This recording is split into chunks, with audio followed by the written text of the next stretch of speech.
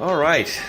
Hey, folks, I am not starting in the normal way today. Usually hear me say, welcome, welcome, welcome. But, things just don't seem normal.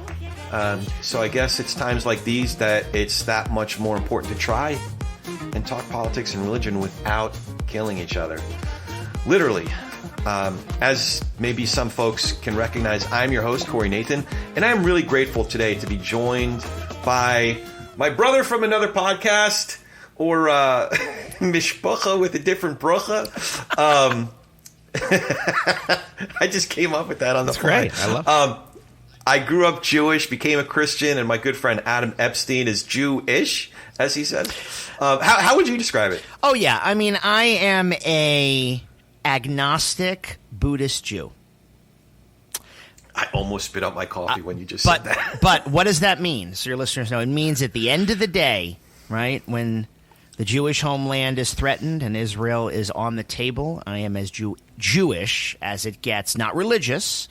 And we'll talk about that. Actually, the Zionist project wasn't originally religious. It was about identity and freedom and so that's changed a lot in Israel, but we'll get into that. But yeah, I mean, I feel very close to my Judaism because I feel more vulnerable as a Jew than ever anytime Israel's attacked or, the rise in anti-Semitism we've all been seeing has been really searing to me. So while hasn't sent me to shul, it is sending me, which is temple for those that don't know. I am actually going to a little mini Shabbat service tonight with two friends, just to say the prayer and have a moment of meaning. So that I hope that answers the question there.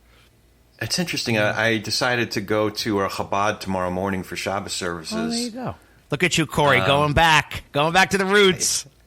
It's the boomerang. Yeah. It's the Jewish Well, boomerang. You are the Judeo-Christian nexus, and that's really what's going on here. I mean, Israel is the holy land for Christians. I mean, it's not, and Muslims. I mean, it's not, it has real deep meaning for all the Abrahamic religions, That's a deeper conversation, because I think if we rewind to first century, that region, Yeshua ben Yosef was seen as like another rabbi, albeit one that some of his followers were saying was Mashiach, but a rabbi nonetheless who had competing claims to some of the zealots and the obviously the Pharisees and other groups at that time. So anyway, just to kind of introduce my audience and our community to you. Adam's doing work, and this is a simulcast, by the way, so the Talk of Politics and Religion Without Killing Each Other crowd is listening, and the Dirty Moderate crowd is listening. So Adam, as I've already alluded to, Adam's doing work that's very much in common cause with what we're doing here. It's not just a podcast, by the way. It's a whole platform called Dirty Moderate. So dirty. Look at this. We're both wearing purple. I got my purple mug. Corey, but you know why? We both have white hair, and you got to wear purple's a great color for us. So you're wearing the right color. Oh, okay. That's why I love. Think of that. I always wear like a lavender or purple because it looks good with my my locks. Interesting. Yeah, you too. Yeah, there you go. Yeah. There you go. Okay. Yeah, it's a gray-haired folks. So, like I said, some folks will be listening on the Dirty Moderate platform. Some will be listening, talking politics and religion without killing each other. So, before we dive in, Adam, would you mind introducing yourself to the TP&R crowd, a little bit about your personal background, your professional background, and all that you're doing as the dirty moderate that you are? Thank you, Corey. First of all, thank you for having me, and I can't think of a better person to talk about this with because you and I always have really great conversations, and our conversations tend to always be somewhat religious, political anyway in nature, and so this is a great overlap, so thank you. So, again, thanks everyone for listening on this simulcast. Dirty Moderate was created to borrow from Corey's introduction because nothing was seeming normal. Nothing for the last, I think, 8 years or so since Donald Trump came down the escalator seemed normal. I'm originally from Miami. I was educated at NYU and Brown University. I spent my first act of my life, which Corey knows well and loves, on Broadway as a award-winning producer for Hairspray, the musical, and many other shows like View from the Bridge and The Crucible. But I worked on Capitol Hill as an intern during my summers in undergraduate. Worked at City Hall as well. I stayed very connected to politics because I had twin loves, theater and politics. And when I say politics, I think there was a time maybe that the idea of being in legislative politics entered into my mind, but I really wanted to be in the world of communication and ideas, and to the point of Dirty Moderate, being able to have conversations, something that the country, as riven as we seem and toxically partisan as we seems to elude us. You know, everybody's in a silo, or many people are walled off from talking to other people. And so though I was raised in a Democratic family, my grandfather was a delegate to Adlai Stevenson in 56. He was a Florida macher who helped Hubert Humphrey, and Hubert Humphrey lost in 68, but he was his Dade County campaign manager. But he helped a lot of Florida politicians. People may know Lawton Chiles, Bob Graham, Leroy Collins, all get elected. He was my grandfather was the first Jewish circuit court judge ever in the state of Florida. Oh, wow. Yeah, in 1959. And so I kind of think I came by politics naturally, given the family I came from, but I became disillusioned with parties, even the Democratic Party, because I think even in a normal world, as abnormal as Trumpism is, and Dirty Moderate is a function of being politically homeless. We say we're your port in a political storm. I think I find common cause with you, Corey, with Lincoln Project, with people like that who probably are a hybrid somewhere in the center of things. I probably tilt to slightly center right. You know, I might fit pretty well in like the British Tory party, but we don't have that. We have an authoritarian cult. Yeah. So I think being politically homeless has been interesting. It's a challenge, but it also has allowed me a certain amount of freedom I felt I didn't have when I was a Democrat to really go after a lot of the things on, I'd say, the mainstream liberal left and far left that I really disagree with. But hopefully in good faith, hopefully without malice. Certainly some of the progressive takes on Israel have earned my ire this week. That's more than me just thinking it's worthy of disagreement. I think it's been pretty downright contemptible. It's another story. But I certainly stand for anything but Trump. I think we as a podcast created what is really called Dirty Moderate and Dirty Moderate Nation, which is our Twitter and our TikTok. It's all at Dirty Moderate Nation on TikTok, by the way, and at Dirty Moderate on Twitter. It's two different handles. But I think the cause of Israel and standing by Israel, someone said, you know, how are you going to thread this needle? Which is why I'm happy to talk to you. And I said, well, we are a never Trump, never Hamas, always democracy podcast. And as far as I'm concerned, Israel is the only reliable democracy in that region.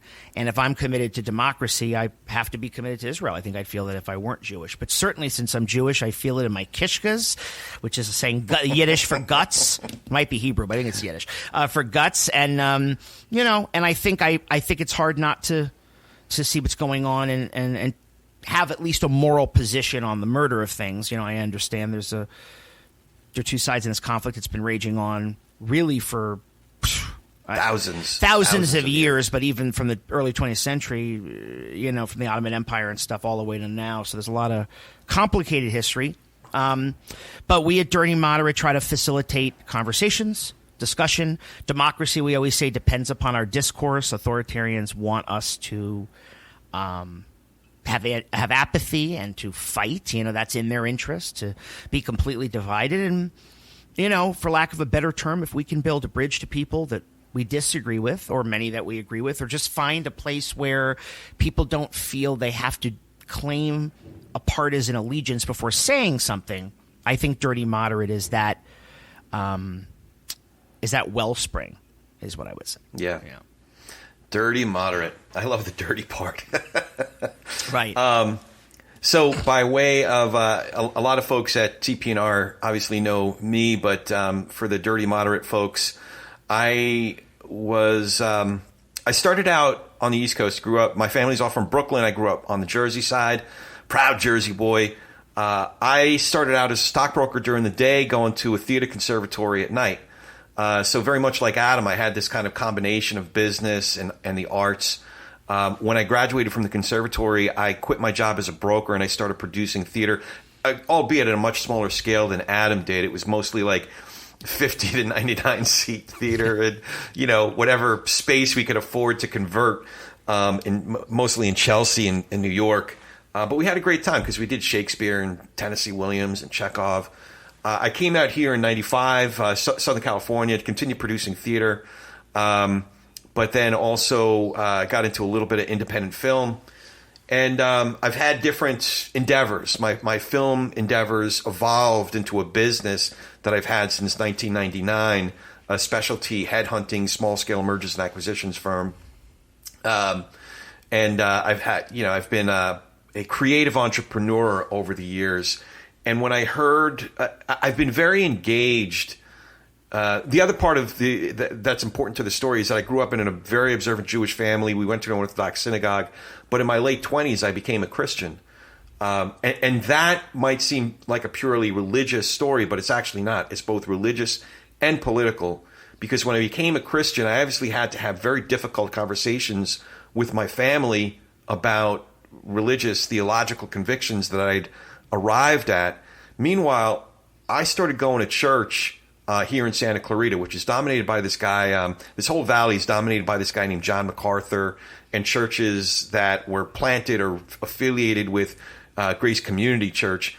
And it's like, I'm going to sound like I'm oversimplifying, but like if you say fundamentalist Christian, fundamentalism is way to the left of Johnny Mac. So, their position is if you don't believe in 6 literal 24-hour days, you're really not a Christian. And, you can derive a lot of other assumptions from there, all play out to be true. So I found myself very much at odds, partly about that, because I grew up studying Torah and Haftorah, and when I became a Christian, I read it. I was already reading it very seriously, and then I started reading not just Hebrew Bible, but New Testament, obviously. I was taking it very seriously, and I was reading some very different things. But what was really striking to me as early as 2000, at least as early as 2002, is that a lot of my friends that I was in Bible study with or going to church with, and then eventually my kids were going to a Christian school, that community,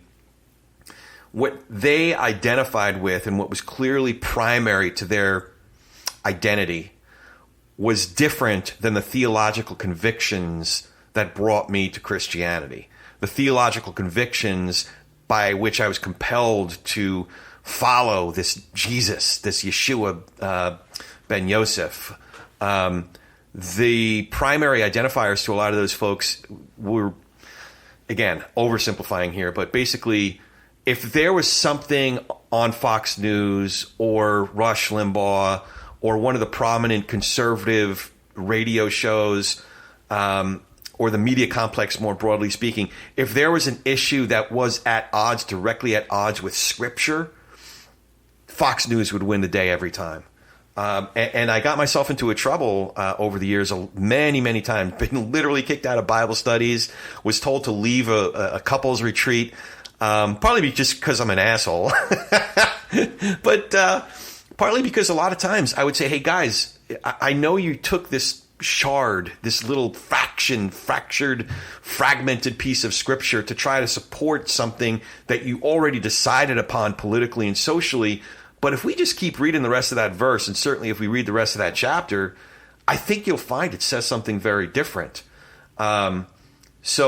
Anyway, that's a long way around the barn of telling my story. I fell in love with the podcast medium in 2018 from the very first time I listened to one. I'm sure probably like me, Adam, you have like a producer's hat that you wear and like your brain just kind of kicks into that gear. Literally, I think it was a Mark Maron interview that I listened to. Finally figured out how to listen to a pod because I'm an old guy, I got gray hair. It took me a while to figure out how to listen to one. But as soon as I did, my producer hat kicked in. I'm like, wow, the conversations we could have, the stories that we could tell. And literally within several months, I started producing my first podcast, which was had to do more with my specialty in the entertainment industry, the trailer industry, the coming attractions, entertainment advertising. But by 2020, I really thought that this would be a great medium to engage in these important conversations. So much longer way of telling my story. I apologize. Actually, I wanted to jump in when you mentioned, what Fox does with Scripture.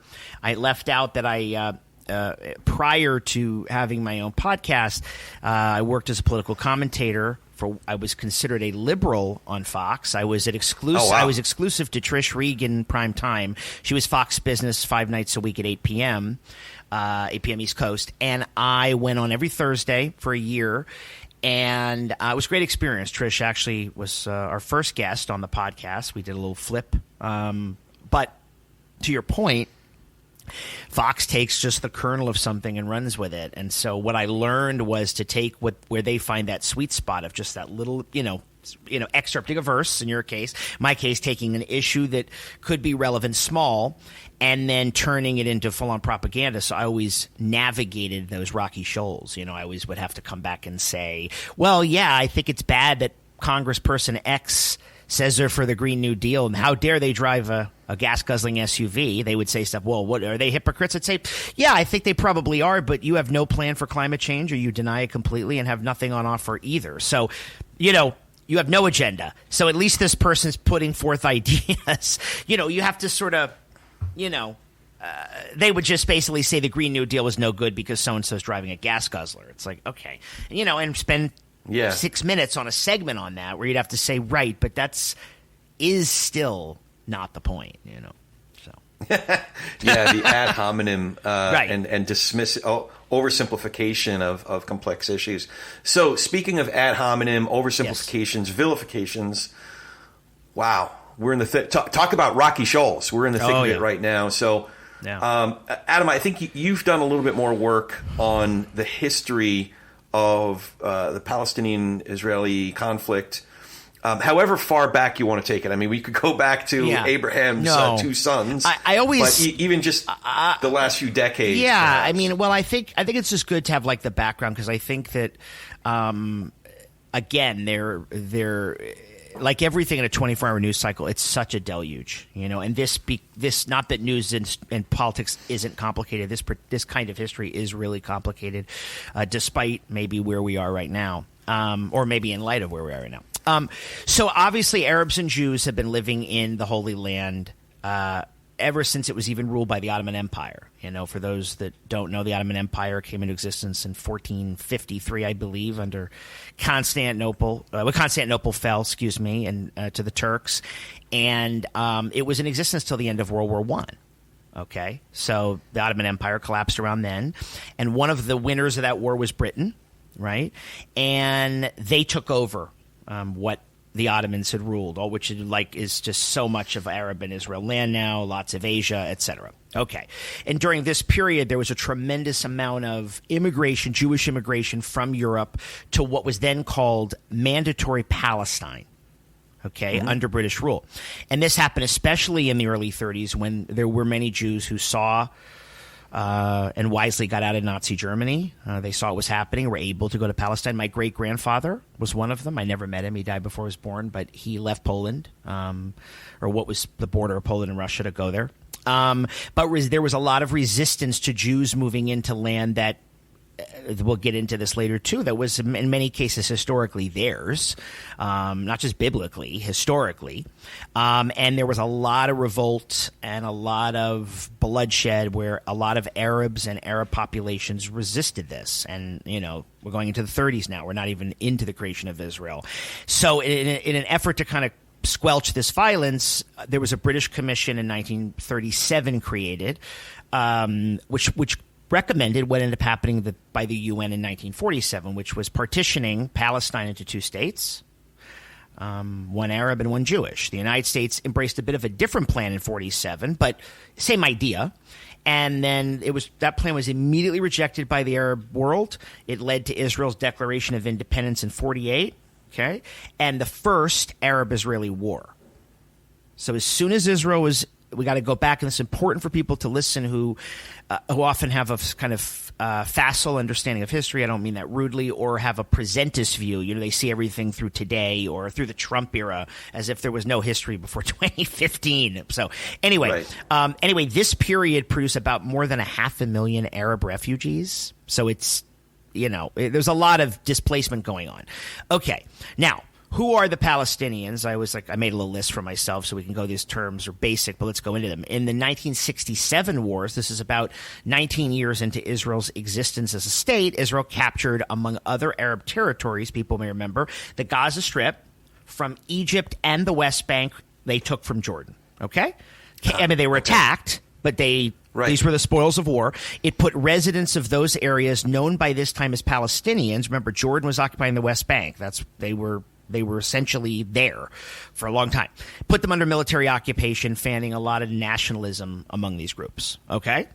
Hamas, which, by the way, is the Islamic Resistance Movement. It's the Arabic acronym. I don't exactly know but HAMAS is an acronym for the Islamic Resistance Movement, was founded in 1987. So again, 20 years after the Six-Day War of 67, okay? Yeah. During what was called the Intifada, which means uprising. This was the first Palestinian uprising. In 1987, this was a spin-off of another Muslim movement. I just feel like I should break this down so people know, which was Egypt's Muslim Brotherhood. I think many people have heard of them. If you haven't, they famously were behind the murder of Anwar Sadat, who made peace with Israel and Menachem Begin in 1978 in the Camp David Accords, Jimmy Carter's, I think, crowning achievement. The Muslim Brotherhood was also a deeply religious Islamist political movement. It gained a lot of popularity, too, among Palestinians because what Hamas did, again, popularity, is they began to do a lot of authoritarian groups do, where history has shown us this. They established a network of charities that dealt with all the poverty in the region and healthcare and educational needs. And of course, they did that while they launched a huge campaign of suicide bombings and other violent attacks on Israelis. So, most dictators have a tendency to feed the poor, dictatorial regimes, even if they murder lots of people. So what does Hamas want? Well, the main goal of Hamas now, they have a revised charter which was issued in 2017, is the destruction of the state of Israel. Okay? People can do their own research. This is not propaganda, but that is true. The document itself, the current document, describes all of the Holy Land as what they call an Arab Islamic land, and says Hamas rejects any other options, but it's, quote, complete liberation. Okay? Now, according to the revised charter, the group's conflict is with the Zionist project, not with Jews per se, which the original charter was. The original charter in 87 said the day of judgment will not come, this is a quote, come about until Muslims fight the Jews and kill them. Current Hamas, though they reject any notion of an Israeli state and do want them wiped off the map, they claim that they differentiate between Zionists and Jews. I think that's a false distinction, but that's what they say. Okay. Well, for context, yes. There was an event in my town in Santa Clarita where a number of my friends, my Jewish friends and other allies, sympathetic allies, convened at the city hall. And really, it was a day or a time to mourn together, to grieve together, to talk things out, to make sense out of what makes no sense, out of insanity. And the fact that they gathered, there were a number of trucks, pickup trucks, and people shouting from the river to the sea. Which is a euphemism chant. It's not even a euphemism. Well, people think it's just a benign statement. It actually means we will control from the Jordan River to the Mediterranean Sea, and they were shouting literally, "You're going to be wiped out. Right. You're going down. So they were there to mourn, and then there are these people, whether they identified as Palestinians or I don't know, but they were there to mourn and to hug and support, and there were these people waving flags and shouting and threatening from the river to the sea, and you're going to be wiped out. So it's an extension of exactly what you're talking about. Yeah, that's right. And so, for example, the latest Hamas charter says, we quote, resisting the occupation with all means and methods is a legitimate right guaranteed by divine laws. So again, battle of theology at work, of course. There was an early September poll in the Gaza Strip and West Bank recently, so I guess a month ago or so, that suggested, I don't have the source of that poll, but I can get it later, that if given a choice in legislative elections, this is important, 34% of Palestinians would vote for Hamas, but 36% would vote for Fatah. Fatah, F-A-T-A-H, is the main faction of the more secular PLO. People may remember the PLO run by Yasser Arafat. Okay, they were a guerrilla group that made peace with Israel in 1993. So they're in the West Bank while Hamas is in Gaza. There was a civil war back in, I believe it was 07 or 08, where they fought it out, and Hamas won because the Palestinian Authority was sort of sidelined. They're run by Mohammed Abbas. And they, I guess you could argue they're more moderate, but Arafat rejected all attempts at peace too, so it's just hard to say. But anyway, Zionism, let's go to that. When I describe myself as Zionist, it's a movement that originated actually in Europe, like late 1800s, and it was a response to anti-Semitism, obviously. It proclaimed that there should be an establishment for the Jewish people. It was actually named after a hill in Jerusalem in the Old Testament. Corey, you know, the hill of Zion. Yeah, Zion. A Zionist is basically defined in modern-day terms as someone who supports the development and protection of Israel. The Gaza Strip, which is in the news right now, very important, is about it's a very small enclave, about 25 miles. The Mediterranean Sea bounds it, and then there's Israel and Egypt sharing about that 25 miles. The Mediterranean Sea's here, Israel is here, Egypt's here, and there's 2 million people in that 25-mile radius. They live in often very crowded conditions. That's what's going on right now. For about a decade, Gaza was, as I was mentioning, governed by the Palestinian Authority, okay, who under the Oslo Peace Accords was in charge of them. That was signed, like I said, in 93. Bill Clinton brokered that with Yitzhak Rabin, who was assassinated famously, and PLO chairman Arafat. But this is very important. In 2005, Israel withdrew troops, all their troops, and abandoned all their settlements from Gaza. They are not ruling Gaza. Hamas has ruled Gaza. Like I said, there were legislative elections the next year. Okay, Hamas was voted in. They defeated the PLO, Fatah, kind of the same thing. And after months of infighting, as I mentioned, Hamas took complete control of Gaza in 2007. All right. Israel has maintained control of Gaza's airspace and maritime territory now, along with Egypt, and has enforced a blockade of it for security reasons. So Egypt blockades it as well. Okay. You don't hear about Egypt, and you don't hear that Israel isn't ruling Gaza. Israel does not rule Gaza. Okay. And Israel also isn't responsible for all of their electricity and power either, but that's another story. They are responsible for some. Okay. So I just wanted to, point that out. Because then you've got, the West Bank situation, right, which is not involved in this war, but I think it's worth discussing. The West Bank is landlocked between the Jordan River, a little bit west of the Jordan River, and there's about 3 or 3.5 million Palestinians there. It's also home to almost 500,000 Jews who've created settlements. Many of them are Orthodox Jews who see the West Bank as the holy Judea and Samaria, as it's referred to in the Bible. And the historic homeland of the Jews, and believe Israel should annex it. That is God motivated as well. The Palestinian Authority exercises a very limited autonomy in the West Bank because Israel has control. That was laid out in the Oslo Accords, by the way. But the agreements were meant to be kind of interim agreements where the two sides could negotiate what they would say was a final status. We heard about this for many, many years. Not in a long time, but there used to be, this is temporary. We're going to go back to the table. We're going to discuss Jerusalem and what's going to happen with that. And that just, when it's come to be, nothing happens, and oftentimes it doesn't come to be. They've repeatedly failed with this. The issues have been, what are the borders? How do they share Jerusalem? What is the status of Palestinian refugees? There have not actually been a serious round of talks since 2014. Okay, so that's kind of where we are. Bill, I will say in 2000, Bill Clinton was the last to deal with Arafat. I don't remember if Arafat died, 405, but that was kind of toward the end. Bill Clinton and then Israeli Prime Minister Ehud Barak were willing to give back about 93% of the West Bank and make a serious peace deal. He went through a lot of struggle. It looked like it was going to happen. There was going to be a two-state solution. In actuality, Arafat rejected in the end. Bill Clinton famously called Arafat a liar. That's not you can look that up for yourself, and scuttled the whole thing. And that really could have been a different situation. But, here we are 50 years after the Yom Kippur War, which I didn't mention, which was 1973 when Israel was attacked on the holiest day.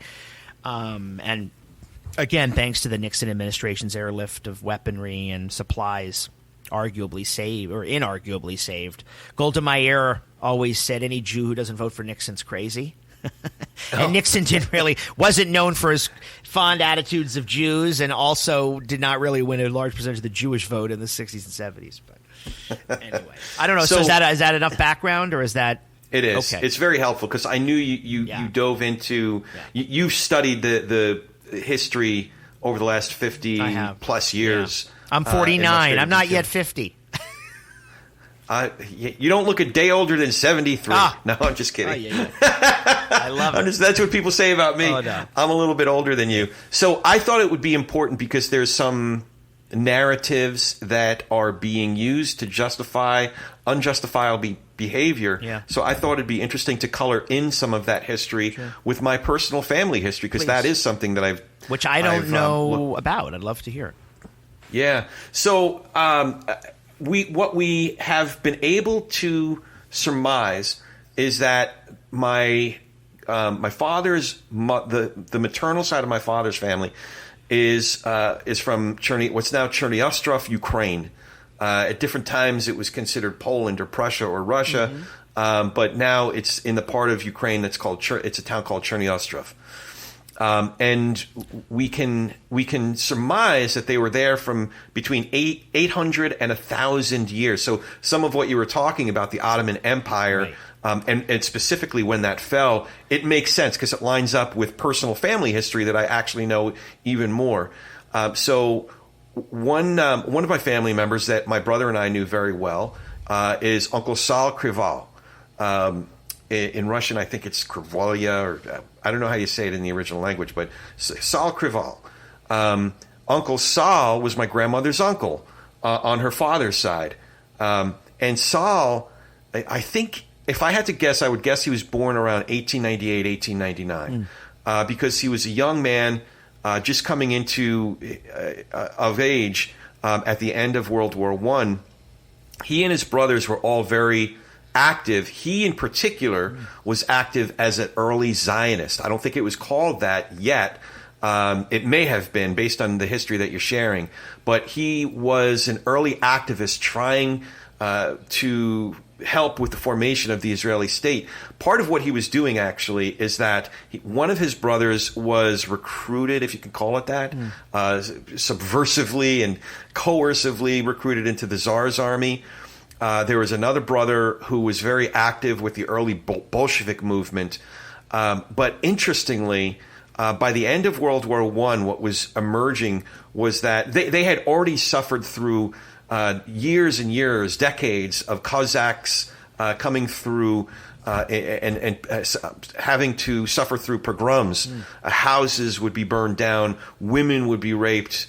My grandmother tells a story. Her little neighbor friend came out of her house after a pogrom. Usually it was after Easter. Those were when the worst pogroms would happen. And her little friend was holding the heads of her parents in her hands. Her parents were beheaded by the Cossacks. So that was just one of many, many stories that I'd heard. But my grandmother was old enough to remember, what was going on and the trip over here. But by 1919 or 1920, as my grandmother put it, it was the Cossacks and the Bolsheviks and the Tsarists. They were all fighting with each other. But one thing they could all agree on is they all hated the Jews. Oh, yeah. I laugh like it's a dark humor, but that's why they had to leave where our family had been for like 800 to 1,000 years. Yeah. So ultimately, Uncle Sal was looking into whether what had become Israel 20 or 30 years later would be viable for them. They decided that Newark and Brooklyn, they already had some family there. So some of the family settled in Newark, and some of the family ended up in Brooklyn. So March 3rd, 1921 is when our ship landed on Ellis Island, and that part of the family ended up here. Now, another part of my family had come from Romania and Poland. My mother's side of the family, the Mertics and the Kleinfelds. but some of that part of the family stayed in Europe. Right. So some of them ended up going to Israel. Many were decimated in the Holocaust. Yeah. But a small handful who survived did end up coming to New York, but some of them ended up in Israel because that's when Israel was founded. Right.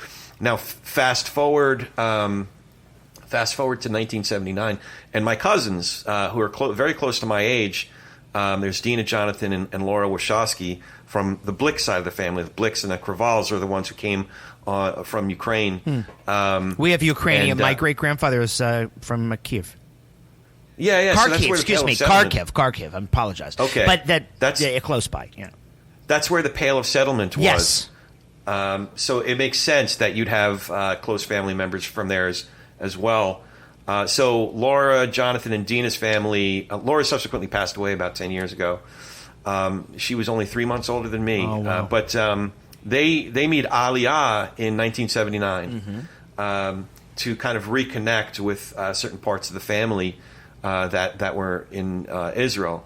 So now, I mean, I've been in touch with Dina and Jonathan, my surviving cousins, and Sheila, Sheila and Alan, their parents, because they're obviously very engaged. Yeah. Now, my closest cousins, Laura, Jonathan, and Dina, all have kids that are actively engaged in the conflict right now. So I thought maybe a good way to segue is if you just gave us a summary.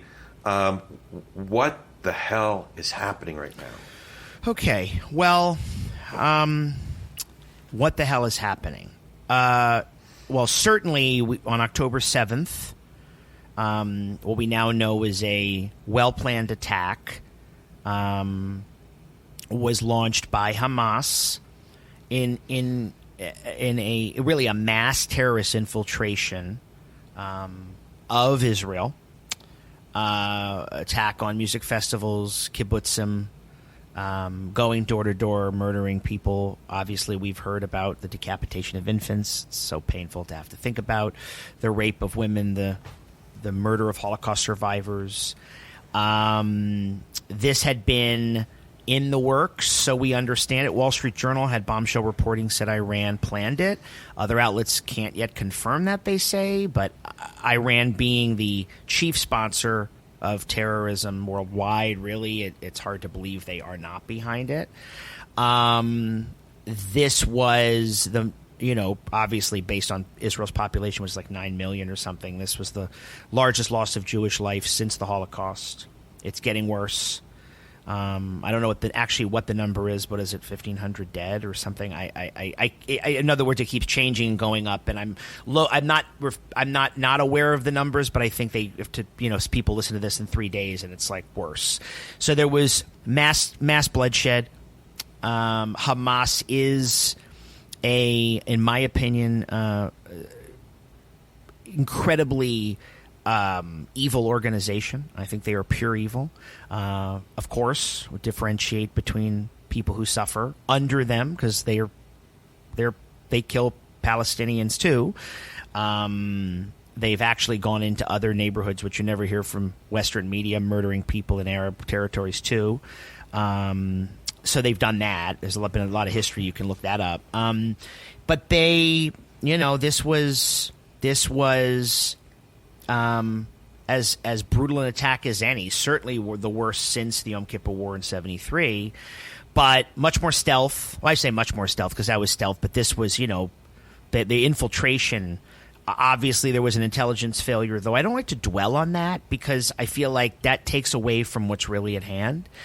And there'll be plenty of time to analyze. Yeah, I mean, I just don't feel like after 9/11, and we know, remember the famous memo, Osama bin Laden determined to strike in the U.S. It came like in August of 2001. And I mean, we didn't spend all of our time after 3,000 Americans were murdered just talking about that. So I think we should apply that to Israel. Obviously, I think that there will not be a Palestinian state with people who openly don't want one.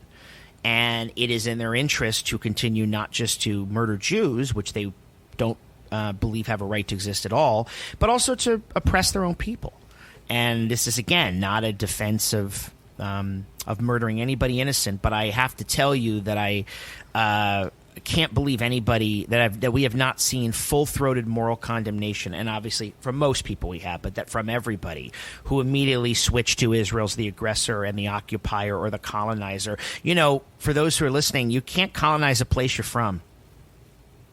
That's where Jews are from. So that's another lie out there. But there's a lot of lies that have gone on and that I think are very important to call out, especially in the face of tremendous barbarism and barbarianism. And I think I did want to get to I did want to get to some of that, but I wanted to get kind of a news summary up to this point.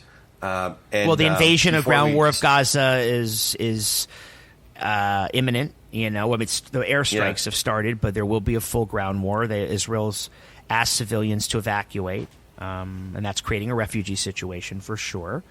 Up until now, it's just been Israel planning its retaliation and fighting kind of, I don't want to say small little battles, but, you know, little pockets of resistance. But this is going to be a full-scale operation that Israel's going to launch, and it will be prolonged and it will be protracted, and I think it will get a lot worse.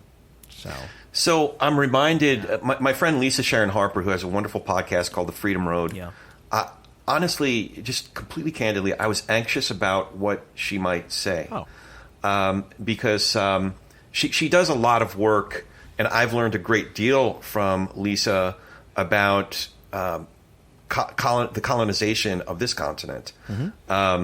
And she's a theologian, and she talks also about the imperative of decolonizing the church, which I understand they're big concepts. So frankly, I was anxious that what I began to hear, even as the bombs were still falling, and I had not yet heard from my cousins, we started to see imagery and propaganda about this colonialist, anti-colonialist framework.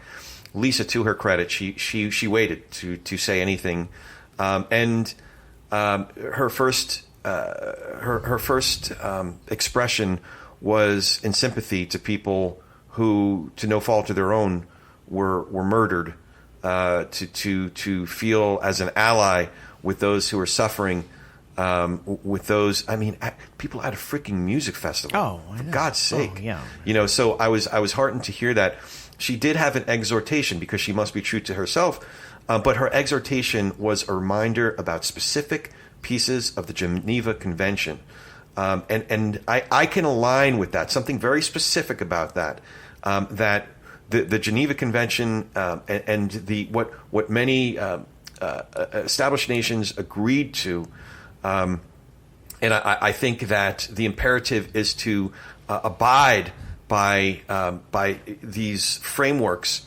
So that's where she was coming from, and I was encouraged by that. And I think that's true, even as a ground war. You know, the Israelis are in an impossible situation. But when I was reading her comments, number one, I was relieved because there is some shit out there that we'll talk about in a second. But number two, it reminded me of something Golda Meir said, and I think it was on your show or one of your posts that you reminded me of it. She said, you know, if the Palestinians lay down their arms, we'll have peace. That's right. If we lay down our arms, we'll have no Israel. Correct. And by the way, I don't think that there's anything more salient than that point when you discuss this. And I know that can sound like the silencing of any other voices, but if you don't have any, if you're not sitting down at the table with people who think you have a right to exist, where do you go from there? I mean, Israel's in an impossible. What is there to talk about? And Israel's in an impossible situation is a good way to put it, because that's what they're up against. And by the way, this is very important to make a distinction. And Israel comes under criticism. And by the way, any country can be criticized, but Israel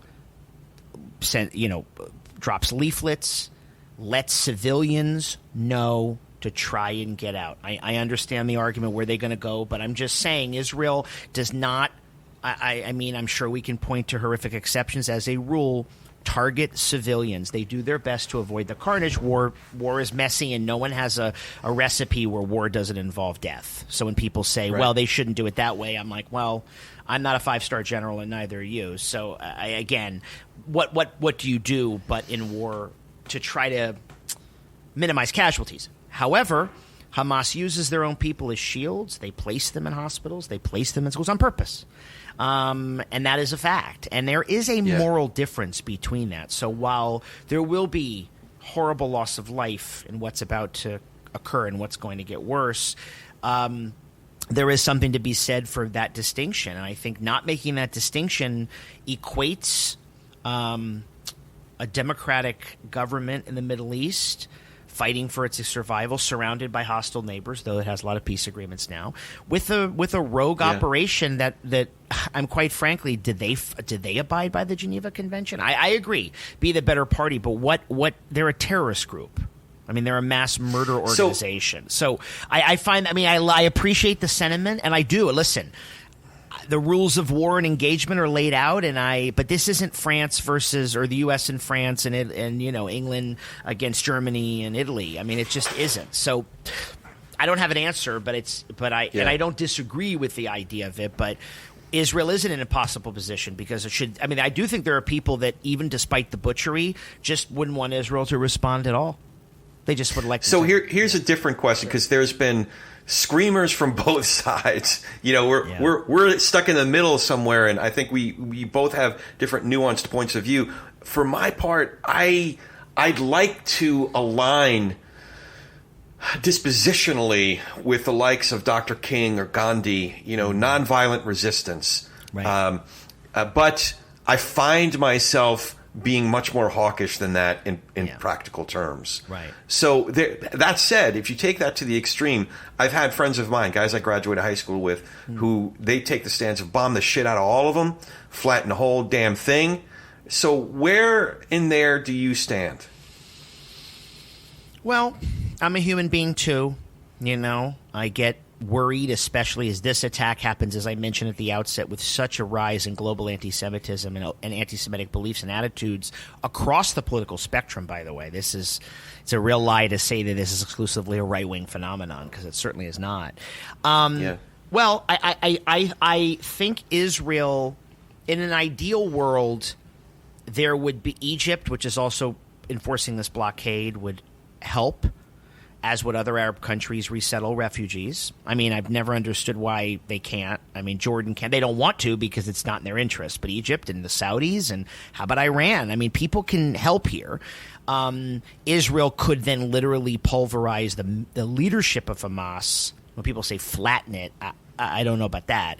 But, I do have a go-get-'em hawkish attitude. I'm mindful, though, of our principles, too, that if we can do damage to just the bad guys to great extent, let's do it and avoid, casualties. Of course, I have the Iraq War in my mind and things like that, where you're left kind of, what do you do now in the aftermath? Yeah.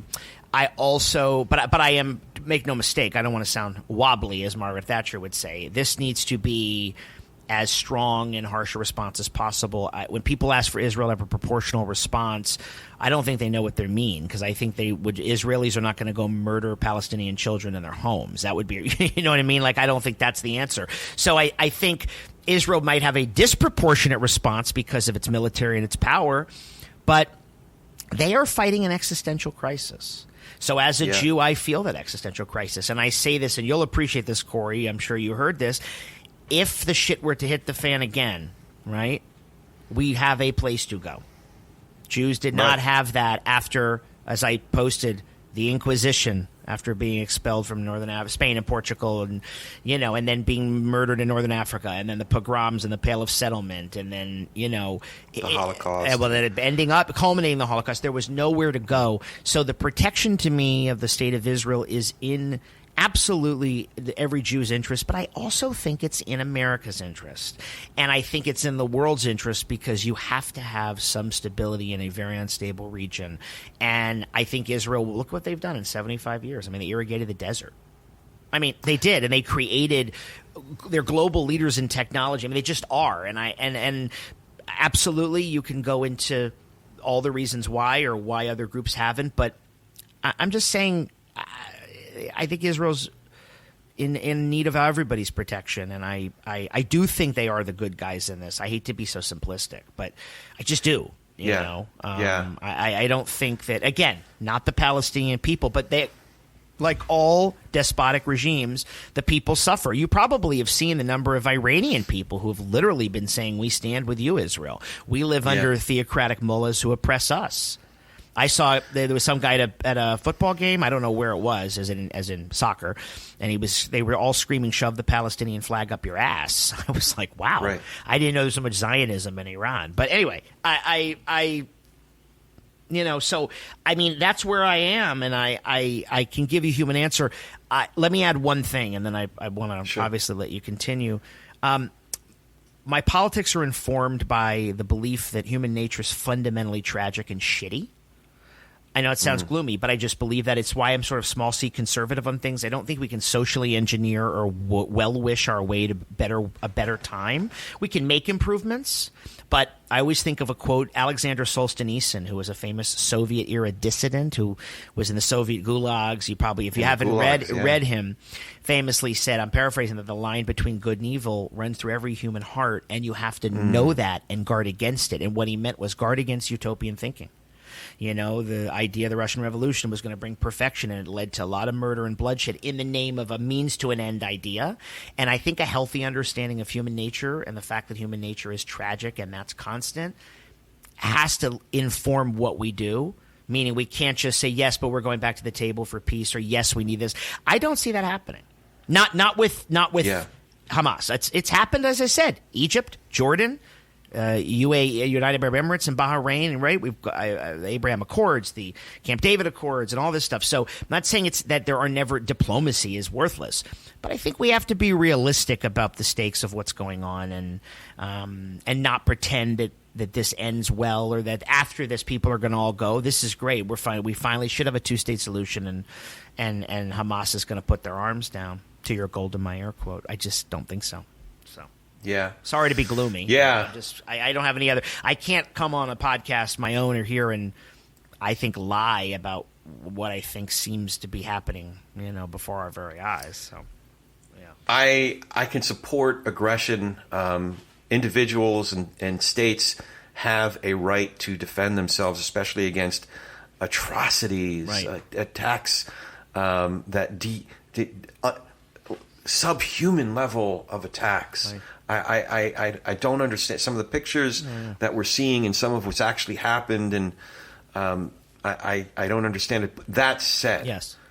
There is a difference between Palestinian people and Hamas, the terrorists who are inflicting these atrocities. So, in fact, my cousins grew up with Palestinians. Of course. They're dear friends and have collaborated with them. I've shared stories about one of my cousins, civil engineer, building sewers with them. And in fact, there was a story on CBS Sunday Morning that was very similar to the story that I'd heard. And there was a new development, and the sewage system wasn't up to speed. And Palestinian Jewish engineers collaborated because they had to figure their shit out. Literally. Do you know? If we can figure this shit out, figure out world peace. Listen, people are people. And that my view of human nature doesn't mean people are people, and they're complex. There's a restaurant, Corey, for those that know, I live in L.A. as well. For those that don't know, Corey and I dine out here. We're East Santa Clarita and I'm Burbank. But there is a restaurant, or there was, the LA Times wrote about it. I might have been 5 years ago. It's an Israeli and a Palestinian chef created it together. So it's like this fabulous Middle Eastern mishmash of food. I just don't remember what it's called, but I wish that would be a great human interest story, is to sit down and talk to them now, because they both are going to have plenty of relatives in the region affected. And there's always that. So what's really fucked me up this week, what's been harder to, I don't know if you guys get the explicit rating. I hope you do, because I'm too raw to pretend that I'm going to speak on PBS today. But what's really messed me up is I don't know how to process what some folks that are progressive, identify as liberal, are advocating the most illiberal things I think I've ever seen. I think also this might have been also something that you shared. The Black Lives Matter Chicago branch and LA shared the and LA with the LA didn't show the paraglider, but they condoned Hamas. They condoned Hamas. I don't as a form. They didn't I mean, put it in the. They did. They said they condoned Hamas by saying this is resistance and that's what has to be. They didn't say butcher kids specifically, but they said there's no apologies when you're resisting the oppressor. All this. This is progressive dogma that's really become, which I equate to moral rot, but that's just my view. So, or it's you say presentism. Yeah, I call it a form of myopia because it's like you're seeing the world through as if your own set of glasses, and you're forgetting about what's actually happening there and what's actually happened historically. I shared the story about my Uncle Saul. People who were being butchered by Cossacks and under threat from the Tsarist army who are seeking refuge. That does not a colonist make. No. That does not a colonizer make. No. That is not an imperialist. That's someone seeking refuge. And there's generation upon generation upon generation of my own family that I know. And then the whole racist thing. This is a white supremacy. I didn't know. Right. Go ahead. And you have some stats about the makeup of Jewish Israelis, but the reason that we have lighter colored skin is because we lived in a part of the world where, again, we were always the ones that it was okay to attack. So we lived in shtetls for 800 to 1,000 years. Probably by the time that we got there, we had much darker complexion. But the hordes from the east and the hordes from the north that had pale shades, a paler shade of skin, raped my ancestors. That's why we have a lighter shade of skin. So I don't want to be. I guess the point is that we're all human beings. If you see one thing about me, you see that I'm male, or maybe you see that I have a certain shade of skin, and then you then create a narrative about who I am and how much guilt I should feel or how complicit I must be. You're fucking wrong, okay? Because we're human beings here. And we all have complex stories and backgrounds and heritages. And if you're taking a data point and creating a narrative and saying you deserve the rape that's just happened, you deserve the killing, the beheading that's just happened, you deserve to be kidnapped and tortured because of this data point and this narrative that you've crafted out of thin air, you're the fucking problem. Mm-hmm. You know what I mean? Oh, for sure. I'm not talking to you, obviously. I'm talking. No, I mean, you've heard me. It's hard for me to process this stuff. Me too. I mean, so to jump off your point about this is so well said, and I share your. I don't want anybody to think I'm lacking passion. I'm just trying to pontificate without losing my shit. Chill me out, man, because No. You've heard my videos. Those that hopefully will follow me after this can see, and I'm not withholding anything here. I was asked a couple of days ago, Adam, why are you being harder on the left than the right? And I said, because I expect more. Because I know that Tom Cotton or Ted Cruz, people who I have great disagreements with on almost everything, can be a supporter of Israel. For the most part, certainly the far right has a horrible history of just having any affection for Jews with the alt-right, the white nationalist movement. I don't expect anything from them. But ever since really the Cold War and a union of the pro-Cold War Republicans, we're about the Reagan years here, and evangelical Christians, the Republican Party made a pro-Israel stance be bipartisan. It was traditionally a Democratic issue because Jews have traditionally voted Democratic. Israel was created under Harry Truman. It wasn't as much of a hot-button issue before like the 6-Day War and even the Yom Kippur War. And the liberal left, Israel was a socialist experiment. It was kibbutzes and universal health care and all this stuff. And they greatly supported this sort of idea of living as in a commune together, the left did and so forth. But these sort of academic, and I can say this because I had a lot of things I had to read in grad school that I just thought were worthless. I went to Brown, I studied American studies, and I would read a lot of this post-colonial theory. And sorry to broad brush, it's just utter rubbish. It's just garbage. I mean, because it takes not the history, it takes the ideological narrative of skin color, right? And uses that as the jumping off point. So there's just no way that a white A non-white empire could have destroyed civilization. And then you go, or oppressed other people, and you go, oh, interesting. Have you heard of the Spanish and the Portuguese? I'm sorry. That was where. Have you heard of the Ming Dynasty? I mean, it goes into all this other stuff. And what I'm saying is I'm jumping off the point that there's this weird thing where you hear someone as vile as Rashida Tlaib say that people of color are all the same. I don't know how anybody could say that. I don't even know what people of color means. And they use it so interchangeably. Palestinian and black people are the same. Well, my black friends who I know, and I have real black friends, unlike many white leftists who speak for them, I've not got nothing but pro-Israel support. And one of them called me, and I wish I could tell you who it was. And she went, "I'm not Palestinian." It's like, what is she talking about? Just like pulling the hair out of their head. So, this is kind of an abstract, academic, I think, morally obscene narrative that takes the idea of sort of like American race relations and sort of graphs it on the Middle East. When, to your point about stats, folks, so between Sephardic and Mizrahi Jews, I'm an Ashkenazi Jew, but between Jews from North Africa, from Spain and Portugal, and those who were in North Africa, Morocco, and all that, Falashim, yes, Falashim. More than half of those Jews are not white. Just because I might be white, and Corey explained our skin color is lighter for all other nefarious reasons, ultimately, but many Jews in Israel are not white. Okay, and again, you can't colonize a place you're from. We're the descendants of many people who had lived there. So the progressive narrative, to me, when you break it down and don't fall for social justice memes, because social justice doesn't seem to have a place at the table for Jews, right? Which is odd. Right? In the hierarchy of marginalized groups, somehow Jews are not.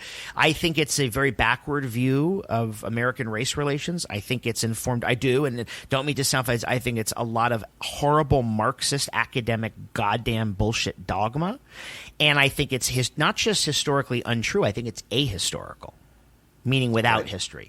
So there's a great piece in the Atlantic. I think it came out today called Progressives Flunked the Hamas Test. And it was like, I have it on my you have your thing. And then I want to say one more thing. And so, of course, I know that far right people are anti-Semitic. This is not like, oh, Adam, you're taking them on. But you know what? When Alexandra Ocasio-Cortez cries on the House floor and votes present for the Iron Dome, so does the Squad, which tried to defund it. That wasn't an attack. That was just a defense of Israeli lives. That was just a defense not from the Palestinian people, but from a terrorist group. And they all voted no, and she cried to vote present. She agonized. And so I want to say, now they're the first people to condemn Israel's response, you have a problem with Jews. Because what else can this be? Right? It's one thing if you backed all the security measures, right, and did all those other things, but they don't do that either. So, again, I'm sorry to impute bad motives, but what other conclusion can I draw? Yeah. I want to put a human face on this. Yeah. My cousin Sheila and her husband Alan, 80 and 82 respectively, they live close enough, proximate enough to where the bombing is happening, where they hear and they see the Iron Dome at work. Right. The Iron Dome has saved them. Right. It's a missile radar system, for those that don't know, that intercepts the missile before they hit. Yeah, and they're having to shelter. They're in their shelter right now. It's not a very sophisticated one, but they have a big, heavy door, and they have food supply.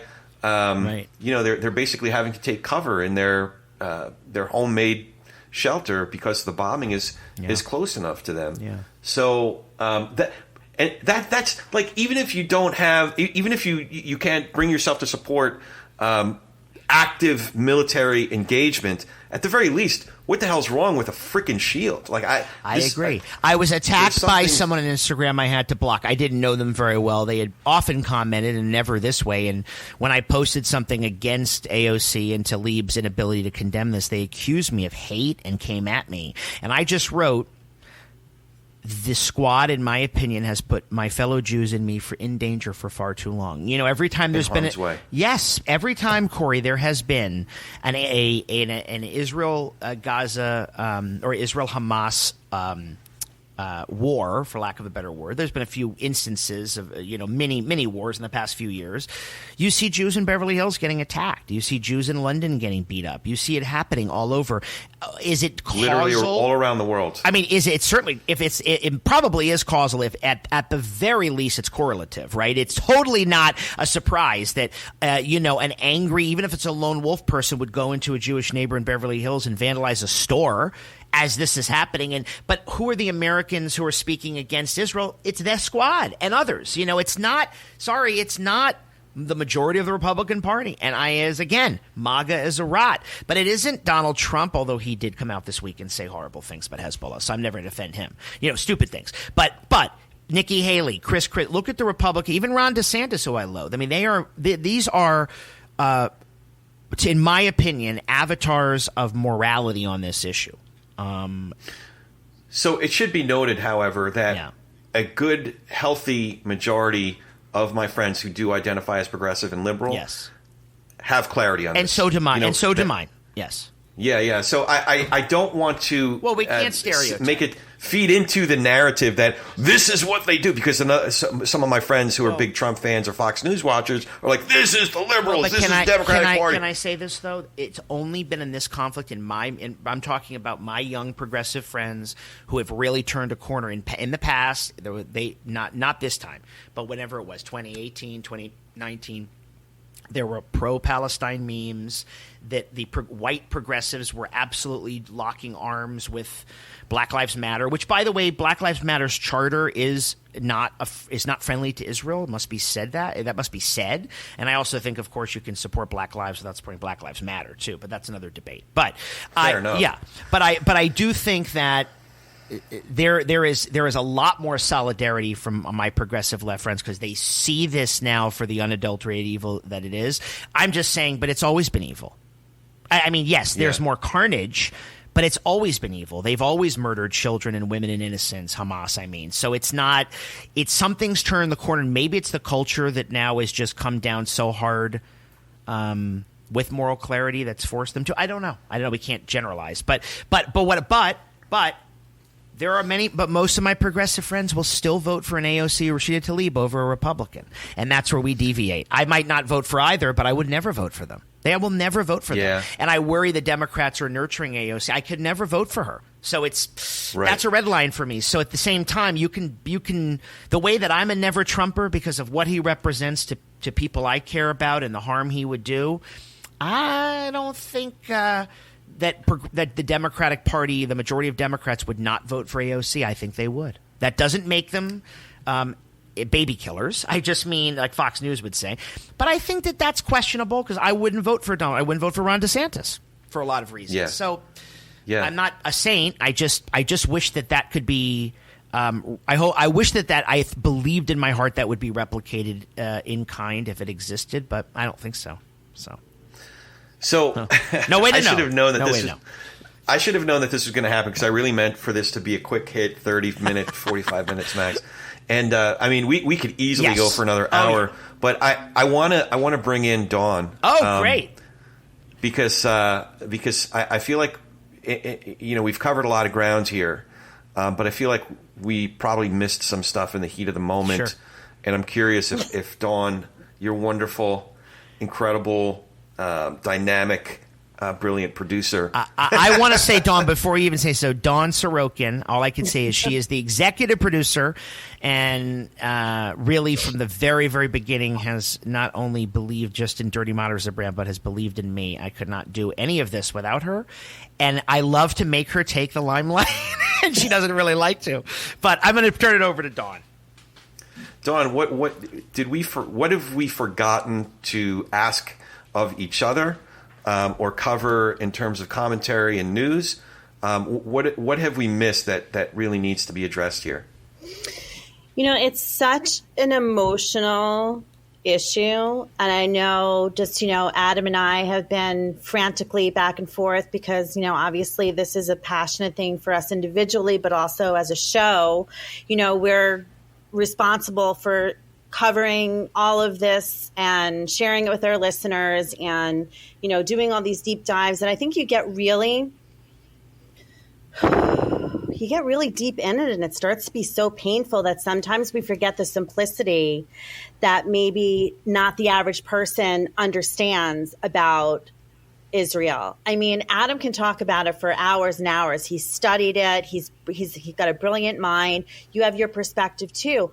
I don't know that the average person is as deeply entrenched in the details and understand, the complexities of what happened in 47 and, what's in the Hamas charter and all these different things. I think on the surface, the average person is just looking at this as a really horrifying situation. And when you have, in my opinion, ignorant people who try to couple the Palestinian, not the Palestinian, the Hamas, very important differentiator there. When people start to try to couple that with Black Lives Matter and everything else, it's like, I don't think they really understand what's really happening there. And I think that's important for people like you, Corey, and people like us at Dirty Moderate to kind of, lay these things out so people are really informed as to, what the actual day-to-day scenario is there. Look at a map. If you look at the West Bank, it's literally smack dab in like the middle of the country. And it's so you have like people that hate each other surrounded by like other people that hate them. And it's complex and it's generational and it's families and it's really, really disturbing. But I think when people start twisting it, like Adam's favorite, the Squad, for their own purposes, it becomes really disturbing and upsetting. And I think people are going to use this in the election cycle for their own purposes, and that kind of makes me sick. Yeah, you're underscoring the imperative that the center must hold or reemerge and remember certain basic ethical principles. Yeah. So we do seem to lose clarity, lose integrity, lose ethical clarity and moral clarity in the heat of the moment and in folks' passion to align with a side or put a certain jersey on. And, I was talking to Yuval Levin the other day, totally name dropping there, I guess, but I'm never above it. That's impressive. I'm a big fan of his. Oh man, what a great conversation. And, the way he put it was that it's not about left or right. It's not about red or blue. The degree to which we put on a jersey, I think what he said was he's always basically just regurgitating Aristotle for present day. And that is, what kind of person would I want to be? And what kind of person would I want to be in this situation? Mm-hmm. So it's about character, formation of character, and the formation of character in the context of who we are as a people. Mm-hmm. So what kind of person would I want to be? And the way sometimes I think of it is, if my grandchildren, if I should be so blessed to have grandchildren, great-grandchildren, and they look at my behavior in this moment, would they want to hide from that? Would they want to pretend that is not their family and that's not their family's history? Or would they be proud of what we stood for in this moment? Would they want to tell their children about our family's story? I think that's also a really good way to kind of frame it. Even if you don't understand the complexities, like I said, as a human being, take, that like wonderful piece of art that put, a black person, a white person, a gay person, this person all behind like an X-ray, and all you saw was the skeletons. Yeah. Kind of like what you were saying earlier in the podcast. Like, at the end of the day, we're really kind of at our core all the same. If you can look at this issue and forget who did what, forget why they were motivated to do what. But can you honestly say that no matter who it was, are you okay with storming into homes and beheading babies? Like, morally, your value system as a human being, does that work for you? That's what I think people need to be asking themselves. Even if you start equivocating, well, it wasn't so many. Well, and remember, there's no back and forth. I don't care who it is. And to that point, when Rashida Tlaib was asked, she didn't even answer that. If someone put a microphone in my face, I did it today, and they have asked, and they were like, Adam, you've been very pro-Israel, blah, blah, blah. Well, do you support the dismembering of Palestinian children? I don't need, hey, let me get back to you guys. I'll be right back. I mean, what is there to say? Don't need to think about that. What is there to say? Not in she favor. still couldn't say, and I know... I don't know her, but I understand everything about her because I follow her because I think she represents problems in the country. But she couldn't even answer that. She couldn't even say, of course we should. I mean, it's like, that's to your point, Dawn. Like, both of you, who do you want to be? And when are you going to rise above? Like, that's so deeply, it's so morally odious to not be able to answer that. Even if you have, I don't know if that's her base or who's she speaking to, some people back home. It's odious, right? If Israelis had done this, had gone on a massive killing spree of children, I would be horrified, but I would have to condemn it. I just would. I mean, anyway. Yeah. Like I said, I feel like we could go for another hour, but I do want to land the plane, and I'd love for both of you to answer what I call the TP&R question. Okay, sure. That is, we've sort of been talking about this the whole time, but it'd be interesting because you've been doing this work. I'm really interested in your talk of politics and religion without killing each other. Yeah. Your perspective. What do you think each of us can do to be able to share space with, have better conversations with, perhaps even nurture relationships with people across our differences? And I'm wondering, too, if there are chasms that we just can't cross. It sounds like there might be, but it means people who think differently than we do, who have different beliefs than we do, who get their news from different sources than we do. How can we do better at talking politics and religion without killing each other, or is it even possible? Adam, you want to go first? Or you want to I've thought a lot about this, because when Dawn goes by D, we call her D. When D and I were talking earlier in the week, about how to address this, because this is such a red line for me, I brought it back to what I said at the beginning: is that if we're a pro-democracy podcast, we have to be pro-democracy, and that's here I'm answering your question. I think that disagreeing on views and beliefs is different than disagreeing on fundamental principles. So we host a lot of people we disagree with. But, for example, one of the things in our charter has been not to have on people who will lie about the election, because that violates a fundamental principle of our commitment to democracy. I would love to have on, and we've talked about it, somebody who would be potentially who might even come at it with a deeper view of, let's say, or deeper tilt even toward Palestinian history, not Hamas, Palestinian history, but yet condemned it morally and then broke it down from a different point of view. I mean, there's even a world where that could exist, but there is not a world, I don't think, and I think that that's okay, to have somebody come on who, even if they were just a mainstream politician or thinker, couldn't justify the butchery that Hamas committed. I don't know that sitting down with them, I'm not sure where I go from there, because that is a principle, in my opinion, not just a belief that could change or a viewpoint. So if I'm hearing you correctly, it's important to have the conversations across our differences, but you have your boundaries. You have your limits. I mean, don't you? I mean, we don't have Marjorie Taylor Greene on our show because I have nothing. I don't think she actually has anything valuable to say. That doesn't mean CrossFit. We can talk about CrossFit. I mean, there's just people that are, I don't have the MAGA clowns on because I just don't, they're defending, in my opinion, the indefensible. And there's different degrees of indefensible, obviously, but there's that too. But I don't know. Dawn, what do you think? Do you think that there's...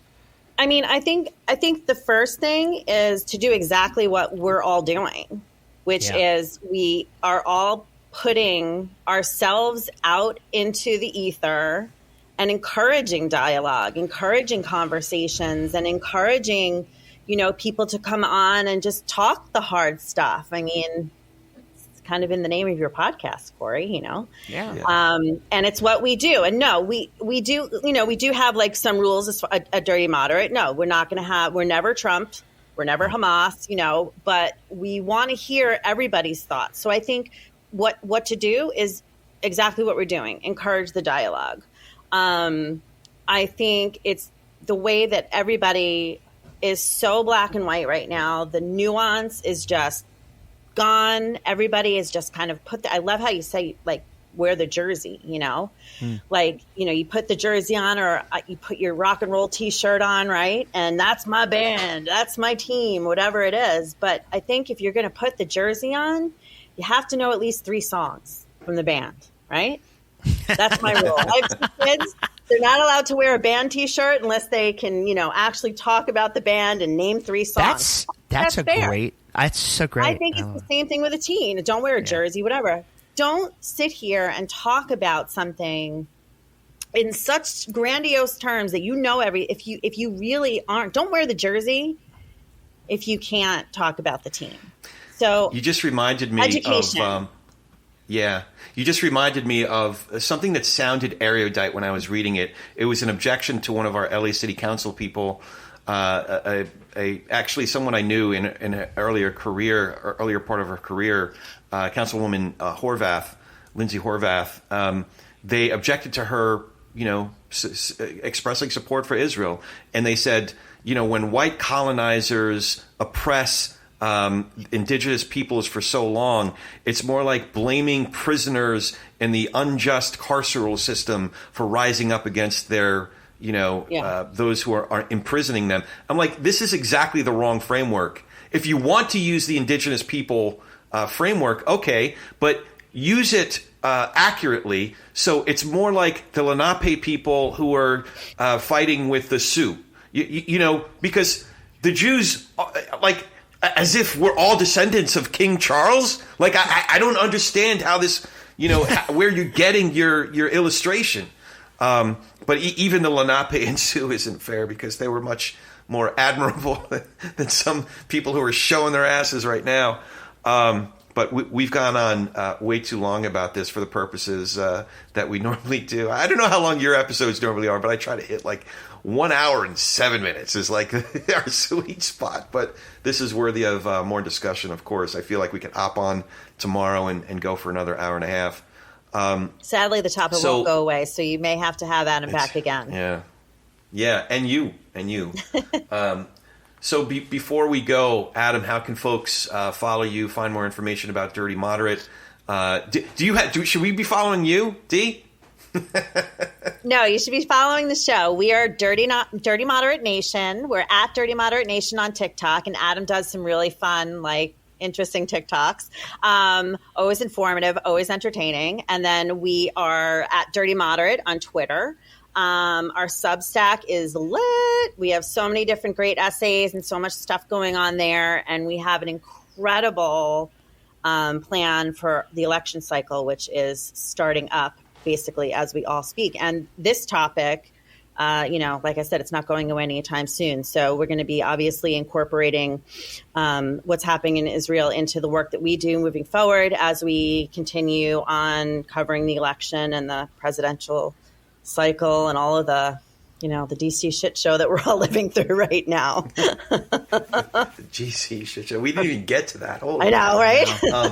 Congress. We didn't even touch upon what's happening in Congress. Well, you can find this show on all the major apps. Just type in Talkin' without the G at the end and politics, TALKIN apostrophe politics, and it usually just comes up on any app. Or you can go to our main site, which is politicsandreligion.us. It's www.politicsandreligion.us. You can find me online too. That's where a lot of I pontificate. I got to ask you guys about Substack, because I think it might be good to get more active there and share more extensive thoughts there. But you can find me, Corey S. Nathan, at COREY, S as in Sam, Nathan, at Corey S. Nathan. Dawn, Adam, I really love you guys. I love the work that you're doing. I really feel a kinship with you. And I'm so grateful to be able to call you guys friends. So thanks for doing it. And we're excited to share you with our listeners. And we encourage everybody to go and listen to Corey, and not just this episode, but he's got some amazing guests in his catalog. And you're always doing such great, thought-provoking, interesting, meaningful work. And we're big fans for sure. Yeah. Thanks, Corey, you so for that. much. And Corey, also, everyone should know you're one of our earlier guests when we first started. That's true. Yeah, you can go back to that's right. the deep dive, the OG. Got to go Corey- listen to that episode. Season 1. Season 1. Season 1, that's right. There you go. Yep. There you go. All right. So thank you for listening. Thank you for tuning in. Thank you for bearing with me. I think I let myself get a little bit more passionate than I normally do at one or two points. But I should remind myself, go talk some politics and religion with gentleness and respect, you dirty moderates, and have a great week.